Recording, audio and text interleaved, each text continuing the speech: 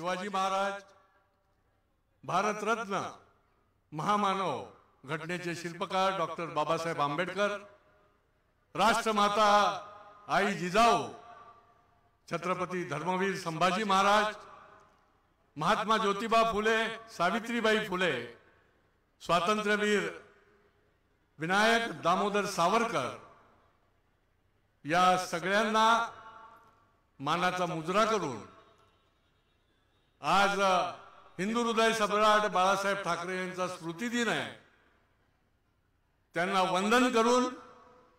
आजच्या या विशाल अशा सभेमध्ये या ठिकाणी उपस्थित असलेले या देशाचे विकास पुरुष आदरणीय नितीनजी गडकरी, व्यासपीठावर उपस्थित असलेले आमदार खासदार महायुतीचे सर्व माझे सहकारी पदाधिकारी, महापालिकेमधले महायुतीचे सर्व सन्माननीय नगरसेवक नगरसेविका, माझ्या समोर उपस्थित असलेले विशेष करून नितीनजींना ऐकण्यासाठी खास करून आलेले सन्माननीय नागरिक मतदार आणि मोठ्या संख्येने कानाकोपऱ्यातून उपस्थित असलेले बंधूंनो, भगिनींनो, मातांनो आणि पत्रकार मित्रांनो, मी 4-5 मिनिटच बोलणार आहे कारण नितीनजींचं मार्गदर्शन आपल्याला होणार आहे। खरं म्हणजे मला अतिशय आनंद आणि समाधान वाटतंय की गडकरी साहेबांचं या ठाणे शहरामध्ये जवळपास 10 वर्षांनंतर जाहीर सभेच्या रूपाने आपली भेट होते आणि म्हणून मी तमाम ठाणेकरांच्या वतीने की जे या पूर्ण MMR रिजनचे, देशाचे तर आहेत परंतु पूर्ण MMR रिजनचे भाग्यविधाते आहेत अशा नितीन गडकरींचे मी तमाम ठाणेकरांच्या तर्फे हृदयपूर्वक स्वागत करतो आणि ते करत असलेल्या कामाला देखील सगळ्यांच्या तर्फे शुभेच्छा देतो। खरं म्हणजे ज्या वेळेला युतीचं सरकार आलं, 1995 साली ज्या वेळेला युतीचं सरकार आलं, हिंदू हृदय सम्राट बाळासाहेब ठाकरे यांच्या मार्गदर्शनाखाली मंत्रिमंडळ स्थापन झालं आणि नितीनजींच्याकडे बांधकाम मंत्री पदाची जबाबदारी आली आणि त्यांनी ज्या झपाट्याने काम कसं असू शकतं, काम कसं होऊ शकतं, हे शेकडो फ्लायओव्हर बांधून, मुंबई पुणे एक्सप्रेस बांधून, अनेक प्रकारचे रस्ते बांधून या संबंध MMR रिजनला एक फार मोठा दिलासा दिला आणि म्हणून युती असेल, महायुती असेल तर डेव्हलपमेंट आहे, महायुती असेल तर विकास आहे, हे जे समीकरण आहे हे संबंध महाराष्ट्राला माहिती आहे, आपल्या या शहराला माहिती आहे, या संबंध MMR रिजनला देखील माहिती आहे आणि त्यामुळे त्याच्यानंतर देखील फडणवीस सरकार असेल, या ठाण्याचेच महाराष्ट्राचे मुख्यमंत्री सन्माननीय एकनाथ शिंदे साहेब असतील की या मंडळींनी जीवाचं रान करून या संबंध शहराचं आणि या सगळ्या MMR रिजनचं एका अर्थाने भाग्य विधाते म्हणून निरनिराळ्या योजना आणल्या, निधी आणला आणि त्याच्यामुळे केंद्र सरकारमध्ये नरेंद्र मोदीजींच्या नेतृत्वाखालच्या सरकारने या ठिकाणी स्मार्ट सिटी देखील, स्मार्ट सिटी करता निधी दिला आणि अनेक प्रकल्प, एका बाजूला ज्या वेळेला लोकसंख्या वाढते त्यावेळेला वाहनही वाढतात। या शहराची लोकसंख्या 25 लाख आहे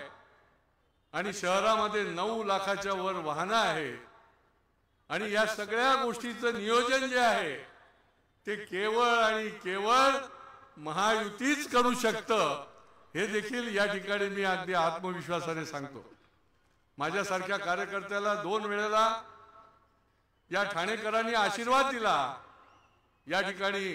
काम करण्याची संधी दिली, आपली सेवा करण्याची संधी दिली आणि या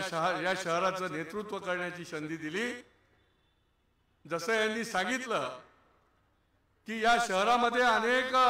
प्रकारच्या योजनांच्या माध्यमातून आम्ही जे काम केलं, आदरणीय गडकरी साहेब जे विकसित भारताचं स्वप्न पाहतायत नरेंद्र मोदीजींच्या नेतृत्वाखाली, आम्ही देखील महाराष्ट्राच्या विकसित महाराष्ट्राचं स्वप्न पाहतो। विकसित ठाणे घडवण्यासाठी आम्हाला या पुढच्या काळामध्ये काम करायचं आहे आणि इमानदारीने काम करायचं आहे। खऱ्या अर्थाने या शहराचा हॅपीनेसचा रेशो जो आहे तो वाढवायचा आहे। इन्फ्रास्ट्रक्चर डेव्हलपमेंट करत असताना या शहरातला प्रत्येक घटक, प्रत्येक व्यक्ती जी आहे याचा हॅपीनेस रेशो वाढला पाहिजे। विद्यार्थ्यापासून ते ज्येष्ठ नागरिकापर्यंत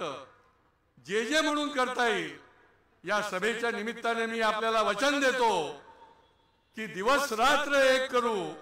परंतु या विकसित ठाण्याचं स्वप्न तुमच्या सगळ्यांच्या सहकार्याने, तुमच्या सगळ्यांच्या आशीर्वादाने पूर्ण केल्याशिवाय स्वस्थ बसणार नाही।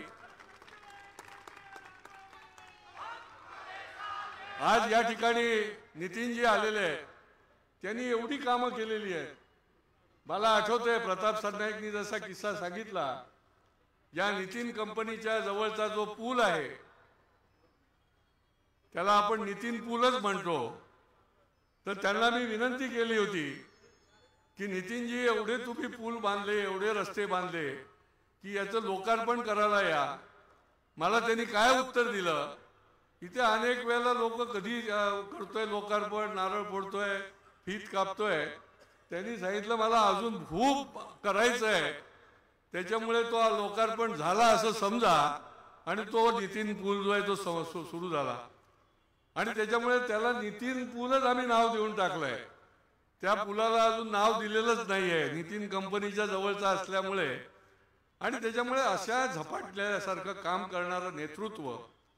विकासाची दिशा असणार, म्हणजे माझ्यासारख्याला तर ही शिकवण आहे। वरच्या सभागृहामध्ये नितीनजींच्या बरोबर मी काम केलं आणि अनेक कशी प्रकारची सोच असली पाहिजे, विकासाची दिशा कशी असली पाहिजे याच्या संबंधी त्यांचं मार्गदर्शन जे आहे ते कायमस्वरूपी पुढच्या काळामध्ये मिळालं। मी अधिक वेळ न घेता पुन्हा एकदा 20 तारखेच्या या निवडणुकीच्या निमित्ताने महायुतीच्या आमच्या सर्व उमेदवारांना, या शहरामधलं पवित्र कमळ घेऊन मी उभा आहे, बाजूच्या मतदारसंघामधला प्रताप सरनाईक धनुष्यबाण घेऊन उभे आहेत, शिंदे साहेब कोपरी पाचपाखाडीमधनं उभे आहेत। या सर्वांना आपण आशीर्वाद द्या। आमची बांधिलकी तुमच्याशी आहे, आमची बांधिलकी जी आहे ती विकासाशी आहे आणि त्याच्यामुळे ठाणेकर सुज्ञ आणि जागरूक नागरिक हा निश्चितपणे भरभरून आशीर्वाद देईल अशा प्रकारची अपेक्षा आणि विश्वास व्यक्त करतो आणि माझं मनोगत पूर्ण करतो। जय हिंद, जय महाराष्ट्र। केळकर साहेब, या कामाला